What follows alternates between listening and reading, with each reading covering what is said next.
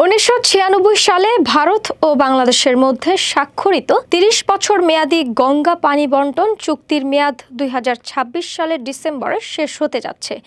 এটি নবায়নের জন্য উভয় পক্ষই প্রস্তুতি নিচ্ছে। এরই ধারাবাহিকতায় আগামী 9 সেপ্টেম্বর দুই দেশের যৌথ নদী কমিশনের কর্মকর্তারা নয়াদিল্লিতে বৈঠকে বসছেন।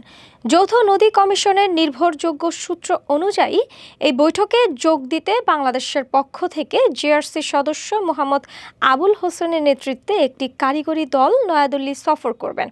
ছাত্র জনতার গণ অভ্যুত্থানে আওয়ামী লীগ ক্ষমতাচ্যুত হওয়ার পর ডক্টর মোহাম্মদ ইউনূসের নেতৃত্বাধীন অন্তর্বর্তী সরকার দায়িত্ব গ্রহণ করেন।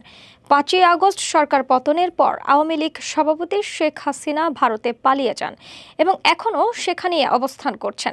বাংলাদেশের এই পট পরিবর্তনে ঢাকা দিল্লি দুই দেশের সম্পর্ক কিছুটা তলানিতে ঠেকলেও পানি ইস্যুতে উভয় পক্ষ নিয়মিত আলোচনা চালিয়ে যাচ্ছে।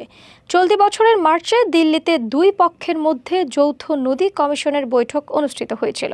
যদিও সেই বৈঠকে কিছু ইস্যুতে মৈতক্যে পৌঁছাতে না পারায় কোনো কার্যবিবরণী সই হয়নি। এর আগে উভয় দেশে চুক্তি নবায়নের জন্য কারিগরি আলোচনা শুরুর ঘোষণা দেয়। তবে সম্প্রতি ভারতের পররাষ্ট্র প্রতিমন্ত্রী সংসদে জানান যে দ্বিপাক্ষিক আলোচনা এখনও শুরু হয়নি।